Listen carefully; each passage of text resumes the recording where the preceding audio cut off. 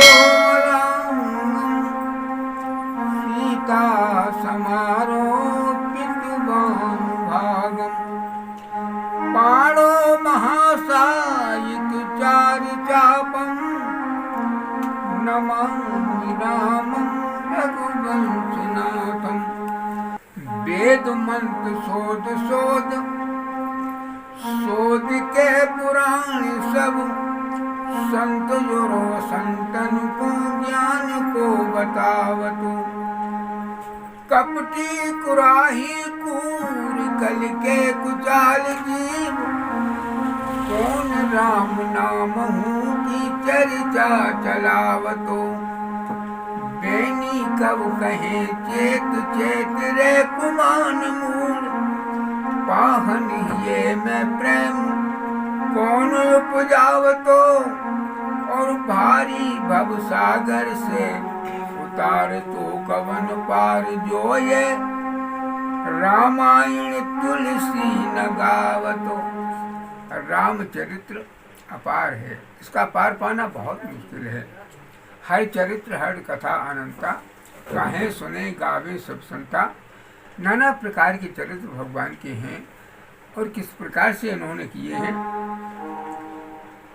भोलेनाथ कुंभल ऋषि से कथा सुनकर के आश्रम के लिए जा रहे हैं, माता पार्वती भी साथ में हैं।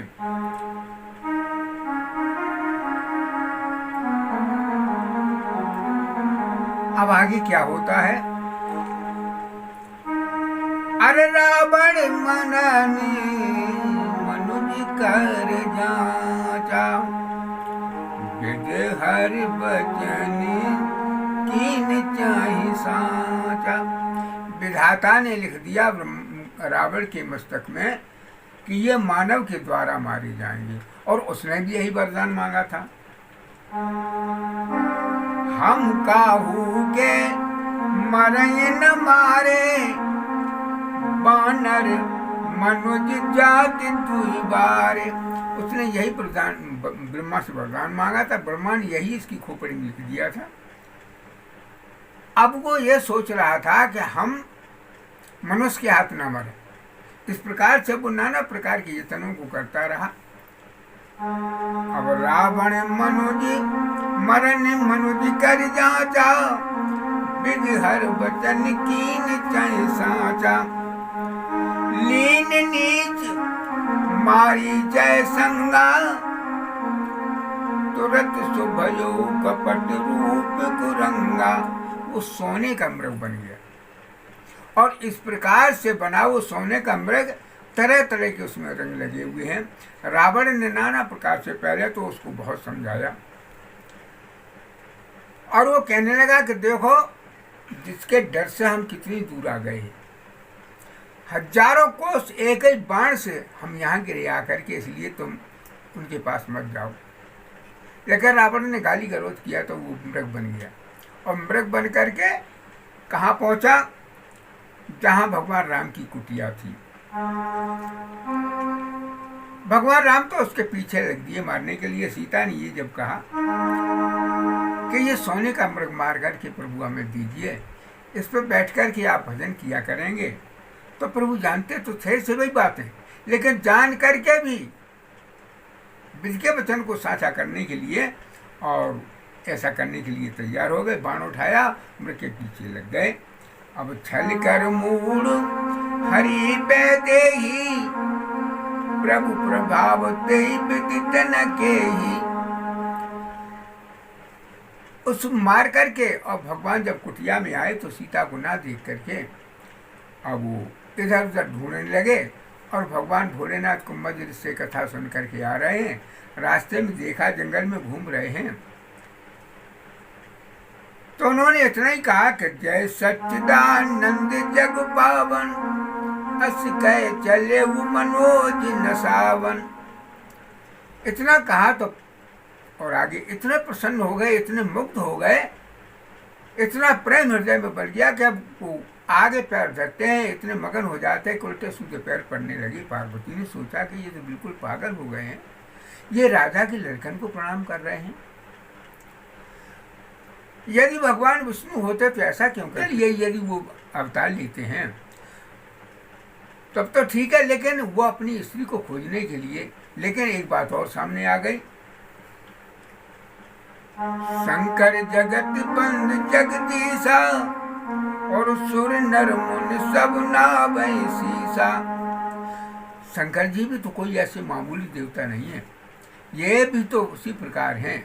इस प्रकार से शंका करती हुई चली जा रही, विचारती हुई शंकर जी ने बताया कि देखो देवी, अब जहाँ से हम लोग कथा सुन करके आए हैं और वही हैं ये, उन्हें ना हम नहीं माने, तो वही नहीं मानती हो तो ऐसा करो, बहुत समझाया, सब कुछ किया, तो मेरी तरह नहीं मानती हो तो तुम जा परीक्षा कर लो।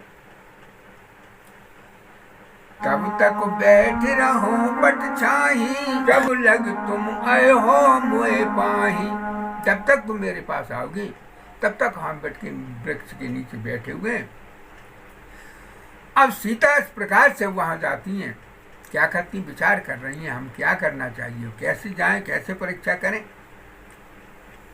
भगवान भोलेनाथ ने सोचा कि होई है वही राम राखा को कर तर्क बढ़ावा शाखा। वही होगा, वैसे ही होगा जैसा भगवान ने लिख दिया है। हमारे कहे से भी नहीं मानती हैं पार्वती, तो बताओ और किसके कहने से मानेंगे। लेकिन सीता न मान, वो का नाम पार्वती न मानी और वहां से चली। कहाँ पहुंची? जहां भगवान राम जा रहे थे। और कैसे पहुंची?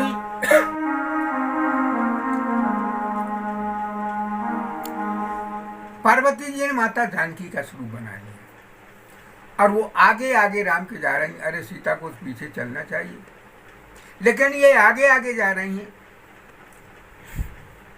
भगवान राम ने देखा, लक्ष्मण ने पहचान लिया कि ये तो माता, लेकिन भगवान के राम के प्रभाव से न बोल सके। और आगे राम आकर के कहने लगे, माता आपको नमस्कार है, बाबा कहाँ हैं? जंगल में तुम अकेली क्यों फिर रही हो? जो इतना सुना पार्वती के तो होश उड़ गए, उन्होंने कहा ये तो हमें जान गए।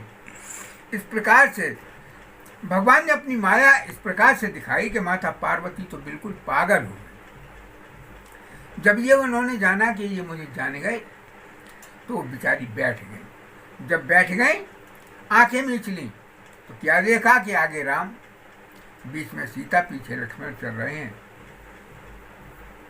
और जाने कितने देवताओं को देखा, अनेकों देवता भगवान की सेवा में लगे हुए हैं। इस प्रकार से देख करके जब आंखें खोली तो चारों तरफ वही दृश्य दिखाई देता है। माता पार्वती बिल्कुल पागल हो गई, सहम गई। और जब भगवान ने जो माया निवेरी वहां से उठ करके चली जाती हैं, रास्ते में विचार करती हुई भगवान भोलेनाथ के पास पहुंची। बाबा कहने लगे, सच सच बताना, कैसे तुमने परीक्षा ली राम की? माता पार्वती बताने लगी, जैसे आपने प्रणाम किया जैसे हमने भी प्रणाम कर लिया। बोले बाबा बोले कहते ऐसा तो हो ही नहीं सकता, और यदि ऐसा करना था तो यही प्रणाम न कर लेती। लेकिन पूरी बात नहीं बताई। बाबा समझ गए, जो ध्यान धर के देखा तो उमा कीन सीता कर भेसा। उमा ने जब सीता का भेष किया तो अब तो दिल में बड़ा भारी संकट हो गया और सोचने लगे कि बताओ, अब तो ये माता का स्वरूप बना लिया है।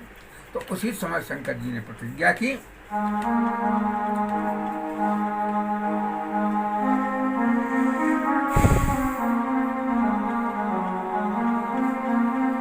शिव संकल्प कीन मन माही